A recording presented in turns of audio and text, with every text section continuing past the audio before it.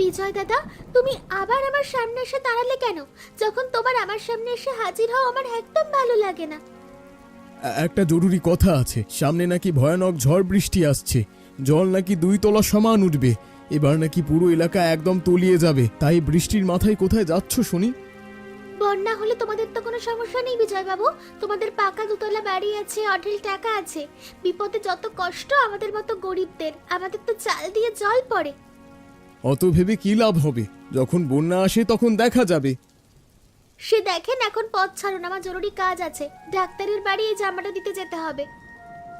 আচ্ছা আচ্ছা, যাও। তবে সত্যি যদি বন্যা হয় আমাদের বাড়িতে চলে এসো, নিরাপদে থাকতে পারবে। উপরওয়ালা আছে উপরে, তিনি আমাদের মতো গরিবদের রক্ষা করবেন। আপনাদের ওই পাকা দেওয়াল কিন্তু মানুষের কান্না থামাতে পারবে না, এটা সবসময় মনে রাখবেন বিজয় বাবু। আসি এখন।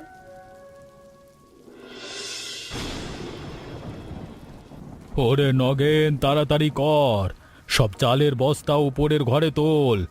বন্যা আসলে নিচের ঘরে জল ঢুকে আমার লাখ টাকার চাল সব নষ্ট হয়ে যাবে রে। আই বাবা! আগে মোড়ল মশাই, আপনি চিন্তা করবেন না, আমি আজকেই সব চাল ওপরে তুলে দিচ্ছি। সকাল থেকে কিছু খাইনি বাবু, শরীরটা বড্ড দুর্বল লাগছে। তাও আপনার এই কাজটা আমি জান প্রাণ দিয়ে শেষ করবক্ষণ। তোর খাবার কথা এখন রাখতো নগেন, আমার ব্যবসার ক্ষতি হলে তোকে কি আমি ভাত দেবো ভাবছিস? তাড়াতাড়ি হাত ছাড়া, ওই কোণের দামি বাসমতি চালের বস্তাগুলো আগে দোতলার বড় ঘরে সাবধানে তুলে রাখ জলদি। বাবু, গ্রামের বাকি গরিব মানুষদের ঘরে তো চাল নেই, চারিদিকে জল থই থই করছে। আপনি যদি এই আপদে কিছু চাল কম দামে ওদের দিতেন তবে বড় উপকার হতো। সবাই দুবেলা একটু 2 মুঠো সাদা ভাত খেতে পেত। তুই মোড়ল নাকি আমি মোড়ল রে নগেন? ব্যবসার চাল আমি দান খয়রত করতে বসিনি এখানে, ওসব গরিবদের মরতে দে। আমার নিজের গুদামের চাল আগে একটু বাঁচুক। নিজের স্বার্থের জন্য এতটা অন্ধ হওয়া ঠিক নয়। আমরা গরিব মানুষ, খেটে খাই। আপনার মতো মানুষ যদি আমাদের দিকে না তাকায় তাহলে আমরা কেমন করে বাঁচবো বলুন? এত কথা আমি শুনতে চাই না, তাড়াতাড়ি কাজ শেষ কর।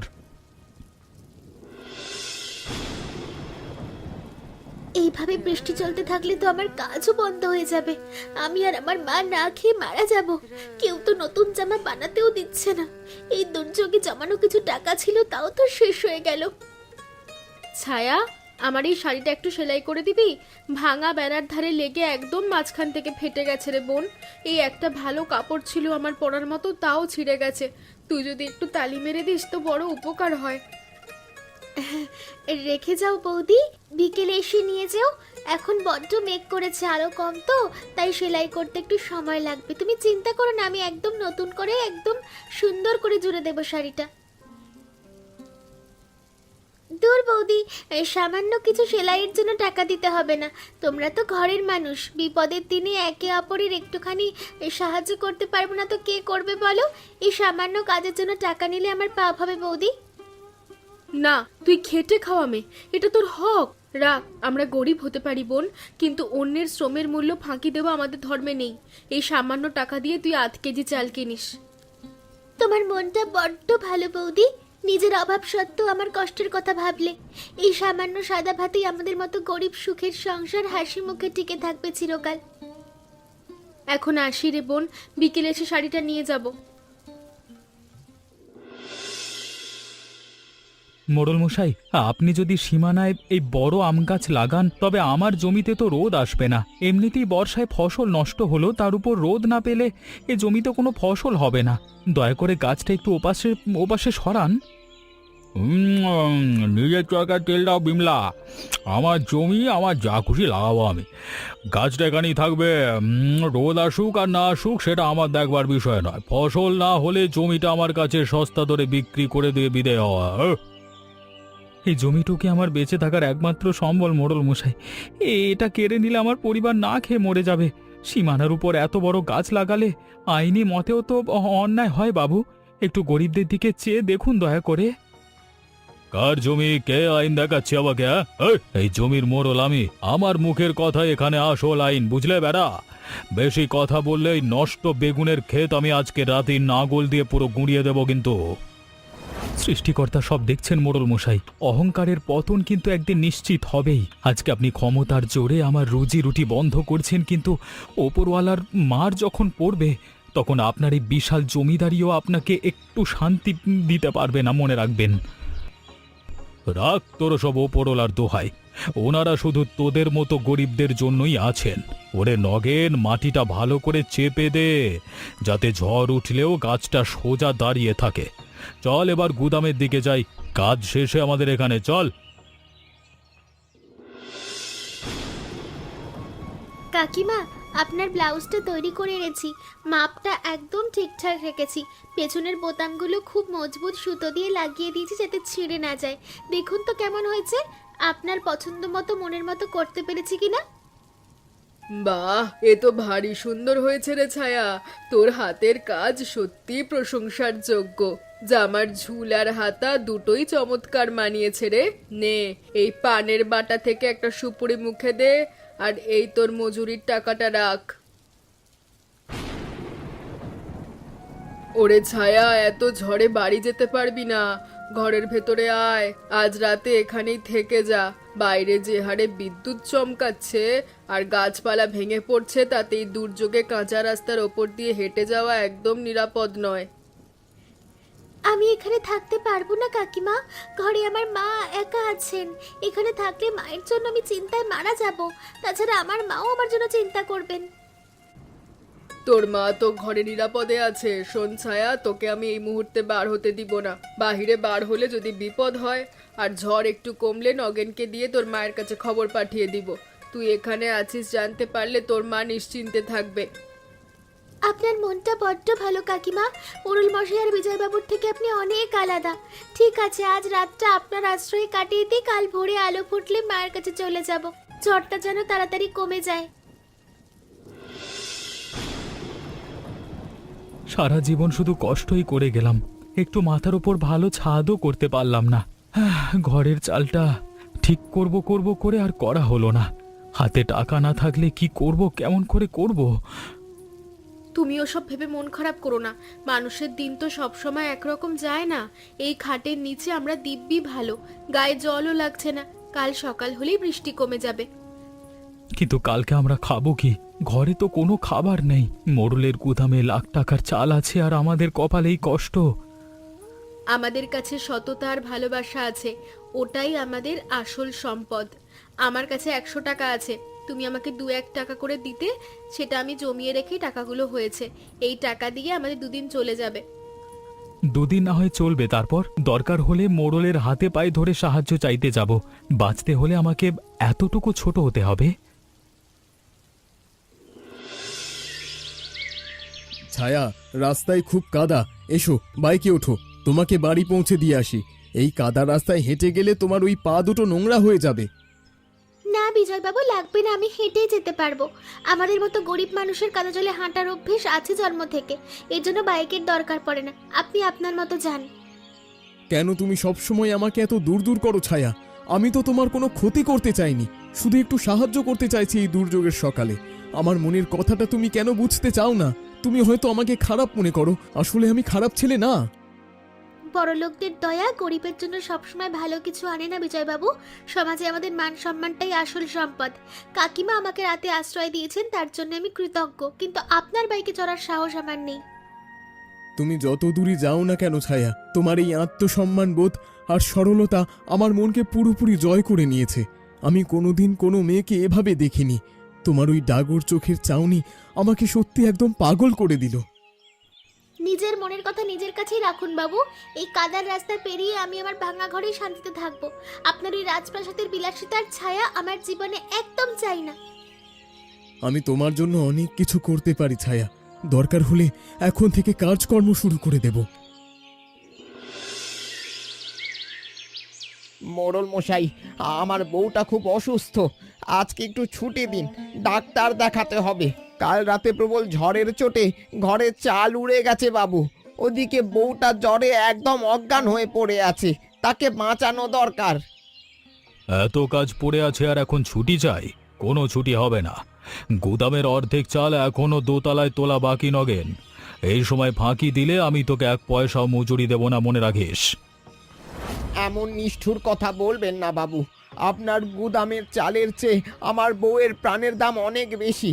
আজকের দিনটা দয়া করুন, কাল আমি দিনরাত এক করে আপনার সব কাজ একাই শেষ করে দেব।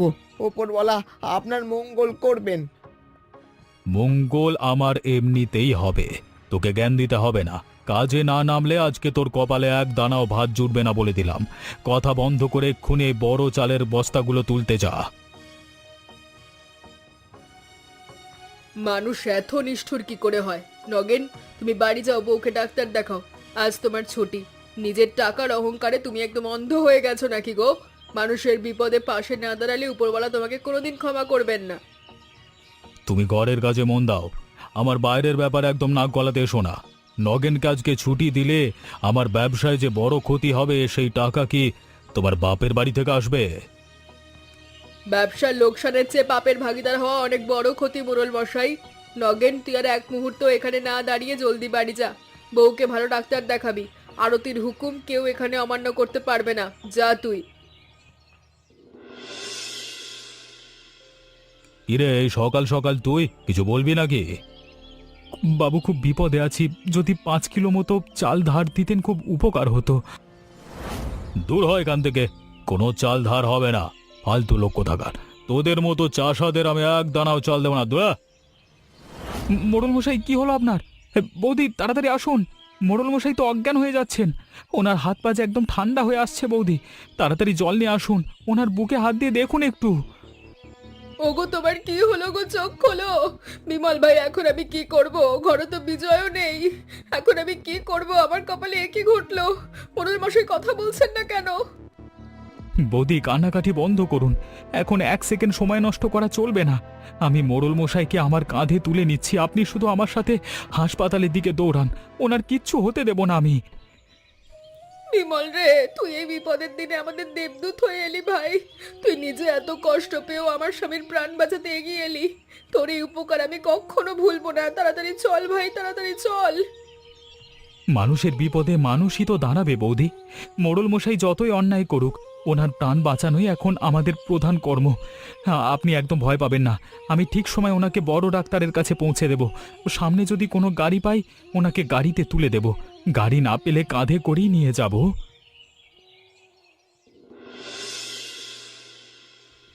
আরতি, আমার এই দামি দামি খাবার, সুজি বা ফল একদম ভালো লাগছে না। আমি একটু সামান্য সাদা ভাত খেতে চাই। ওই ধোঁয়া ওঠা ভাতের গন্ধটাই আমার মনের ভেতর বারবার ঘুরে ফিরে আসছে এখন। ডাক্তারবাবু এখন কড়া নিষেধ করেছেন। বাড়ি চলো, সুস্থ হও, তারপর সাদা ভাত খেও। আর শোনো, বিমল যদি সেদিন কাঁধে করে না আনতো তবে তুমি বাঁচতে না। যাকে তাড়িয়ে দিয়েছিলে সেই তোমার প্রাণ বাঁচিয়েছে। আমি বড্ড পাপ করেছি আরতি।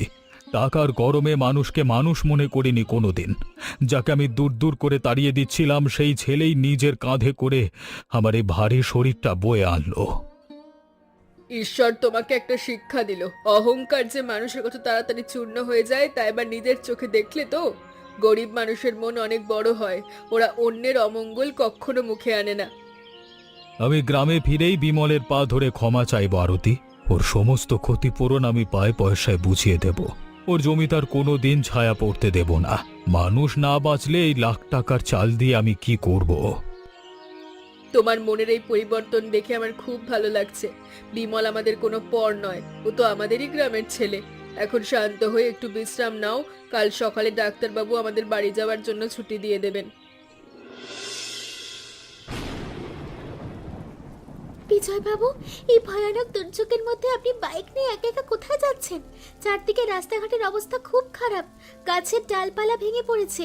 এই সময় আপনার বাড়িতে থাকার কথা ছিল না বাবু? হসপিটালে যাচ্ছি ছায়া, বাবা খুব অসুস্থ। তবে কাল সকালে ডাক্তারবাবু ছুটি দেবেন বলেছেন। আচমকা বুকে তীব্র ব্যথা উঠে বাবা অজ্ঞান হয়ে গিয়েছিল গো। বিমল কাকা যদি সময় মতো না বাঁচাতো তবে সব শেষ হয়ে যেত। আমি তো জানতাম না। মোড়ল মশাই বাড়ি ফিরলে আমি অবশ্যই ওনাকে দেখতে যাব কাকিমার সাথে। ভগবানের কাছে প্রার্থনা করি ওনার শরীর যেন তাড়াতাড়ি ঠিক হয়ে যায়। বিজয় বাবু, আপনি সাবধানে বাইক চালান এখন।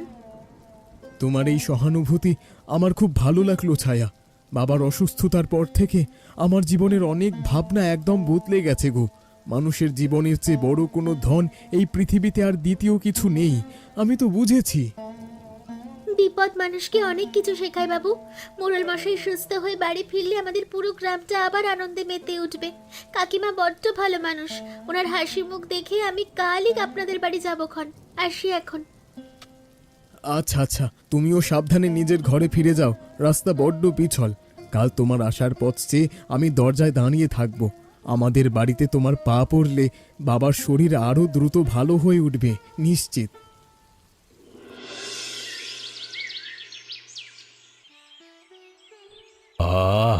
এই সাদা ভাতেই আসল সুখ। এই তৃপ্তি আর কোনো দামি খাবারে নেই আরতি। হাসপাতালের ওই সুজি ফল খেয়ে আমার মুখটা একদম তেতো হয়ে গেছিল। এই ভাতের স্বাদটাই আমার আসল জীবন ফিরিয়ে দিল যেন। বাবা, তোমার শরীর এখন ভালো তো? একটা কথা বলার ছিল। আমি ছায়াকে খুব পছন্দ করি, ওকে বিয়ে করতে চাই। ও বড্ড ভালো আর আত্মসম্মানী মেয়ে। আমাদের এই বাড়িটাও ও আলোয় ভরিয়ে দেবে। তুই তো কোনো কাজ করিস না, কাজ না করলে কেউ তোকে কে মেয়ে দেবে রে বিজয়? ছায়া যেমন সৎ মেয়ে, ও কোনো অলস ছেলের গলায় তো মালা দেবে না। আগে নিজের পায়ে দাঁড়াতে শেখ। আমি কথা দিচ্ছি বাবা, কাল থেকে আমি তোমার সব জমি জমা আর ব্যবসার দায়িত্ব নেব।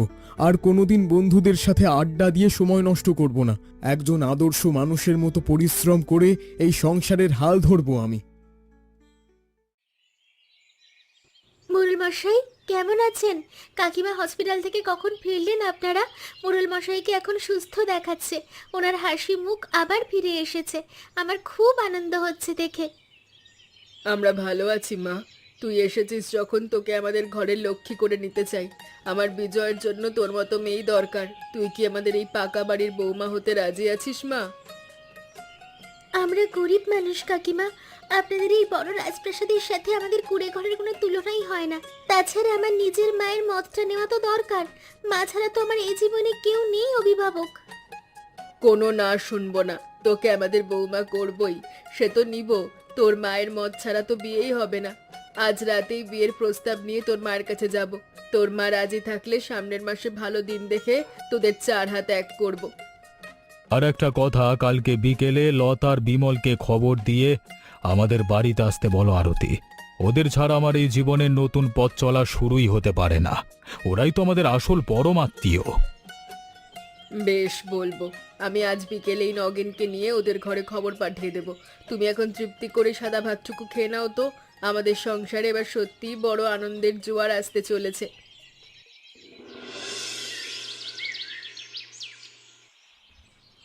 এসো বিমল, এসো লতা।